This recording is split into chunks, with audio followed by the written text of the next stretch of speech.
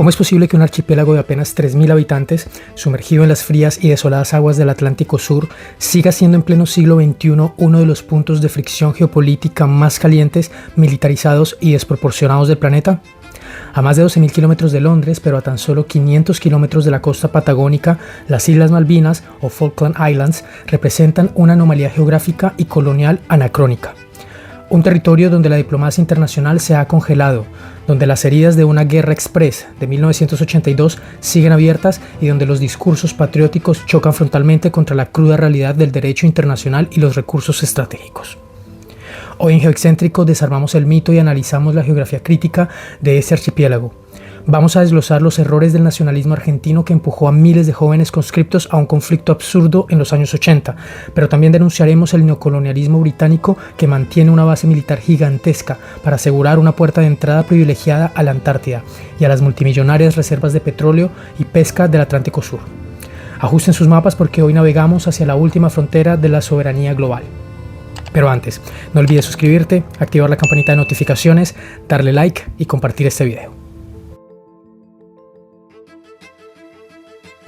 Para comprender la magnitud de la disputa por las Islas Malvinas, primero debemos situarnos en su geografía física. El archipiélago se compone de dos islas principales, Soledad y Gran Malvina, East Falkland y West Falkland, en inglés respectivamente, acompañadas por más de 700 islotes menores. En total, suman algo más de 12.000 kilómetros cuadrados de superficie. Desde la perspectiva oceanográfica, las islas no son una masa de tierra aislada en medio de la nada, reposan directamente sobre la plataforma continental patagónica argentina, dentro del margen geológico de América del Sur. Esa continuidad geológica es uno de los pilares fundamentales sobre los que la República Argentina ha cimentado su reclamo de soberanía a lo largo de décadas. Según el derecho marítimo y la geografía física, las Malvinas son una extensión natural del territorio continental sudamericano. Sin embargo, la historia del poblamiento y la soberanía política sobre el archipiélago es un laberinto de ocupaciones, abandonos y maniobras imperiales. Durante los siglos XVI y XVII, navegantes españoles, franceses e ingleses avistaron y cartografiaron las islas. De hecho, la propia toponimia del archipiélago refleja esta disputa temprana. Los marineros franceses provenientes del puerto de Saint-Malo bautizaron a estas islas como Îles Malouines, denominación que la corona española adaptaría más tarde como Islas Malvinas. Por su parte, los británicos adoptaron el nombre de Falkland Islands en honor al vizconde de Falkland, acuñado tras el desembarco del capitán John Strong en 1690. Los primeros asentamientos estables fueron establecidos por los franceses en 1764 con la fundación de Port Louis y apenas un año después por los británicos en Port Egmont, 1765. No obstante, Francia reconoció la soberanía hispana y cedió formalmente sus derechos a la corona española, que pasó a gobernar el archipiélago de forma ininterrumpida como la gobernación de las Islas Malvinas, bajo la jurisdicción del Virreinato del Río de la Plata. Tras el proceso de independencia hispanoamericano a principios del siglo XIX, las Provincias Unidas del Río de la Plata, antecesora de la actual Argentina, heredaron de derecho los territorios españoles en la región bajo el principio jurídico internacional del utis possidetis iuris. En 1829, el gobierno de Buenos Aires nombró a Luis Bernet como comandante político y militar de las islas, estableciendo una población civil, regulando la pesca y ejerciendo soberanía efectiva. Pero este proyecto soberano se vio truncado bruscamente en enero de 1833 cuando la corbeta de guerra británica HMS Clio desembarcó en las islas, expulsó a las autoridades argentinas y a las tropas acantonadas e izó la bandera del Reino Unido. Desde aquel acto de fuerza en el siglo XIX, el reclamo argentino no ha cesado jamás, fundamentado en tres pilares: la continuidad geográfica, la herencia histórica de España y la usurpación ilegítima por parte de una potencia imperial.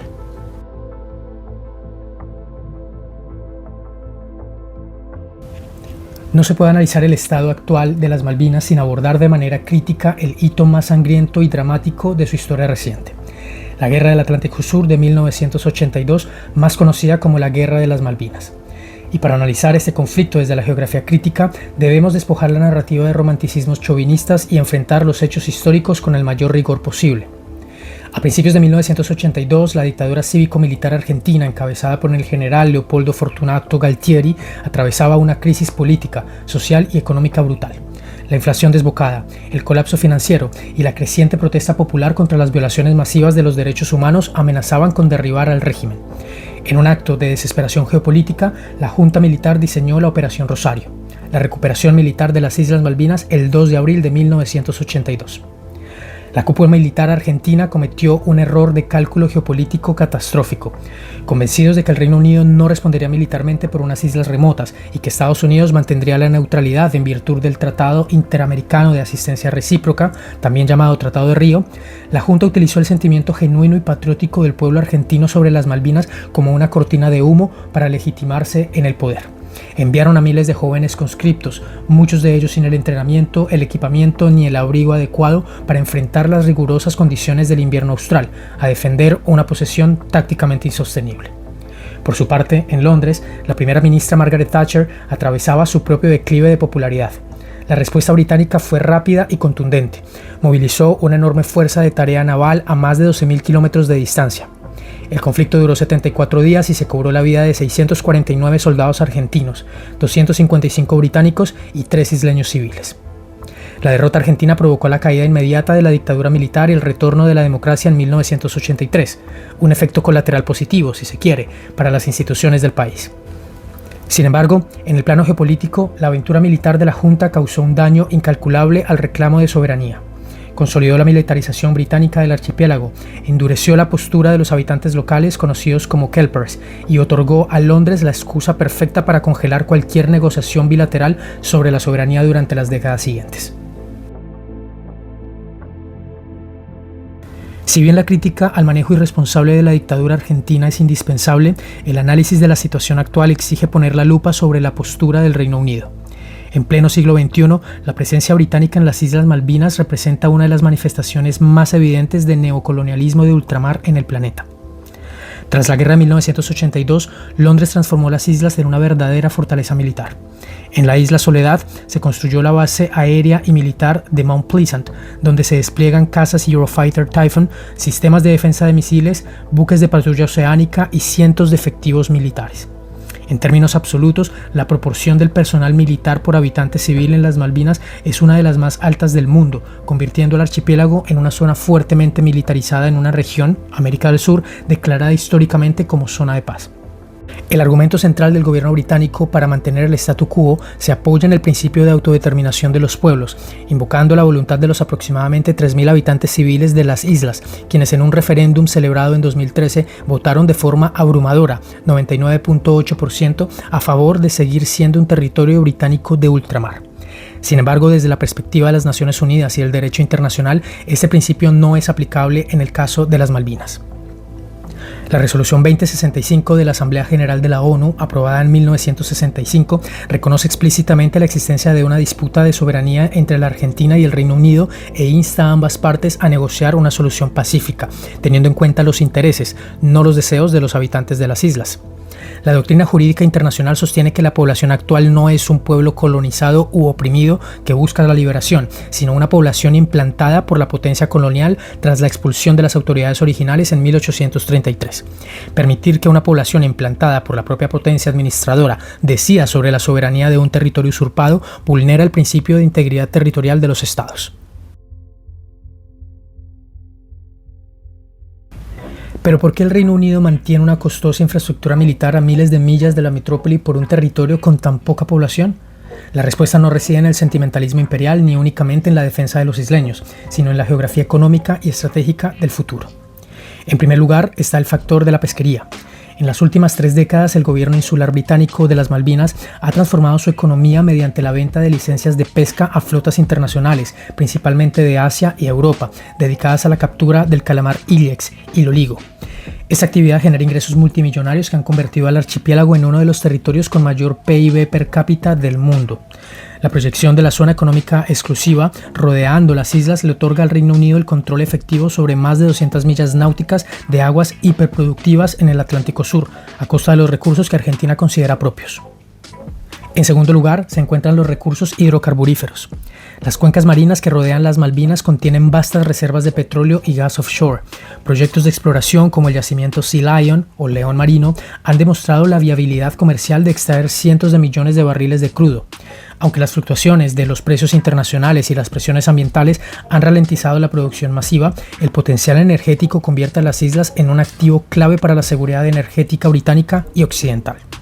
Por último, y quizás el aspecto geopolítico más determinante para el siglo XXI, es la proyección hacia el continente blanco, la Antártida. Las Islas Malvinas, junto con las Georgias del Sur y Sandwich del Sur, constituyen la puerta de entrada logística y jurídica fundamental hacia el sector antártico británico, el cual se superpone casi en su totalidad con las reclamaciones antárticas de Argentina y Chile.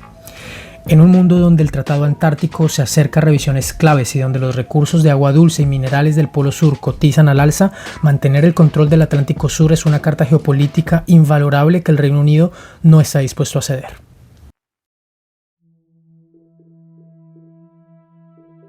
Llegamos al final de este viaje por la geografía, la historia y la geopolítica del Atlántico Sur. Las Islas Malvinas no son un caso aislado de nostalgia histórica, son el síntoma vivo de un orden internacional desequilibrado donde las lógicas coloniales del pasado se disfrazan de legalismo en pleno siglo XXI. Desde la geografía crítica y una perspectiva comprometida con América Latina, nuestra conclusión es ineludible. La causa soberana argentina sobre las Malvinas es irrefutable. Se sustenta en una continuidad geológica indiscutible sobre la plataforma continental, en la herencia histórica hispanoamericana y en la violación flagrante de la integridad territorial sufrida en 1833. Si bien el nacionalismo irresponsable de la dictadura militar en 1982 cometió un error trágico y destructivo que dañó profundamente los canales diplomáticos, eso no invalida en absoluto la legitimidad del reclamo del pueblo argentino ni la pertenencia del archipiélago a la patria grande. Por el contrario, la permanencia del Reino Unido en las islas representa un anacronismo colonial inaceptable en nuestra región. Escudarse en un principio de autodeterminación manipulado, aplicado a una población implantada tras una usurpación militar, no es más que la fachada del neocolonialismo europeo del siglo XXI. El objetivo real de Londres no es la tutela civil, sino el control geopolítico y la explotación extractivista de las riquezas pesqueras, energéticas y estratégicas del sur global, utilizando al Atlántico Sur como una plataforma militarizada para asegurar su proyección sobre la Antártida.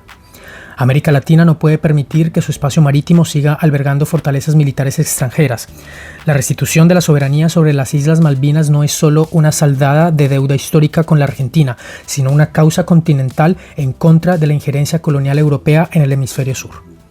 La solución justa y duradera no vendrá del olvido ni de la resignación, sino de la presión diplomática multilateral, la unidad latinoamericana y la exigencia firme de que las potencias europeas respeten las resoluciones de las Naciones Unidas y pongan fin a sus últimos enclaves imperiales en el planeta.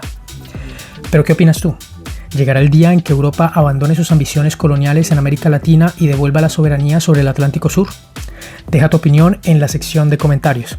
Si te apasiona este análisis riguroso y crítico de la geografía y la geopolítica global, recuerda darle like a este video, suscribirte al canal, activar la campanita de notificaciones y compartir nuestro contenido para seguir haciendo crecer esta comunidad geoexcéntrica. Nos vemos en el próximo mapa.